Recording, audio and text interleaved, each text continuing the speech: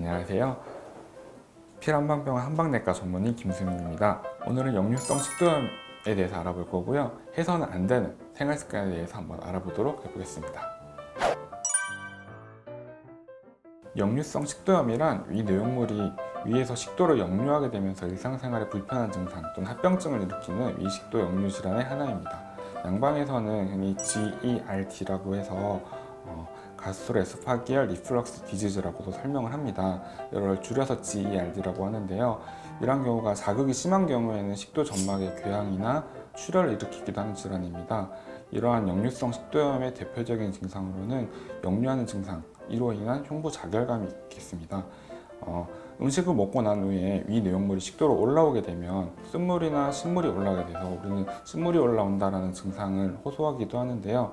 위 내용물이 식도로 역류할 때 타는 느낌을 받는다면 또는 신물이 올라온다라는 증상이 있다면 역류성 식도염을 의심해 볼 수가 있겠습니다. 한의학에서는 역류성 식도염의 원인을 한의학적으로 봤을 때는 담이라고 보기도 하는데요. 이를 설명을 하게 되면 굳어진 위와 식도의 근육 조직에 있고 이 때문에 역류 현상이 일어난다고 보고 있습니다.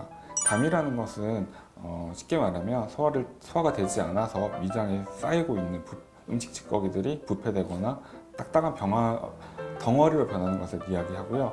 이러한 담적이 쌓이게 되면 위 외벽을 딱딱하게 굳게 만들면서 위의 운동 기능을 저하시키게 됩니다.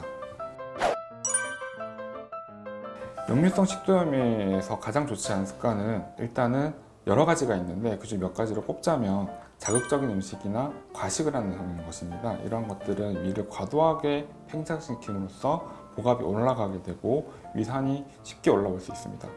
또 이러한 종류 중에 하나인 카페인이 들어있는 커피, 그리고 초콜릿, 그리고 기름지고 맵고 짠 음식은 위와 식도를 조이는 역할을 느슨하게 만들게 됩니다.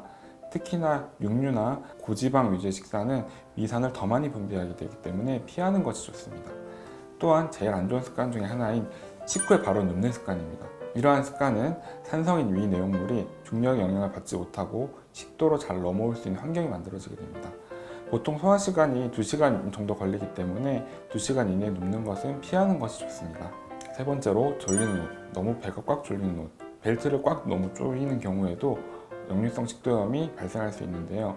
복압이 증가하기 때문에 위에서 식도로 역류가 잘 일어나므로 피해 주시는 것이 좋습니다. 일반적으로 역류성 식도염이 발생을 하게 되면 프로톤 펌프 저해제와 같은 약을 복용을 하게 되는데요. 그런 약들을 너무 장기적으로 복용하게 되는 경우에는 위산의 분비가 저하가 돼서 결국에는 소화 기능이 떨어지는 소화불량이 생기게 되고요. 그러한 악순환이 생기기 때문에 그런 약을 오래 드시는 것을 추천드리지는 않고요. 한약들 중에서도 역류성 식도염에 효과적인 약들이 증상에 따라 여러 가지가 있고 그 중에 하나 육군자탕이 역류성 식도염이 효과적이라는 논문과 연구 결과들이 있었습니다. 그래서 역류성 식도염이 있을 때는 생활 습관을 교정하는 것이 일단 제일 중요하지만 한의원이나 한방병원에 내원을 하셔서 상담을 받으시고 이에 맞는 한약을 복용하는 것도 좋은 방법 중에 하나라고 할 수 있겠습니다.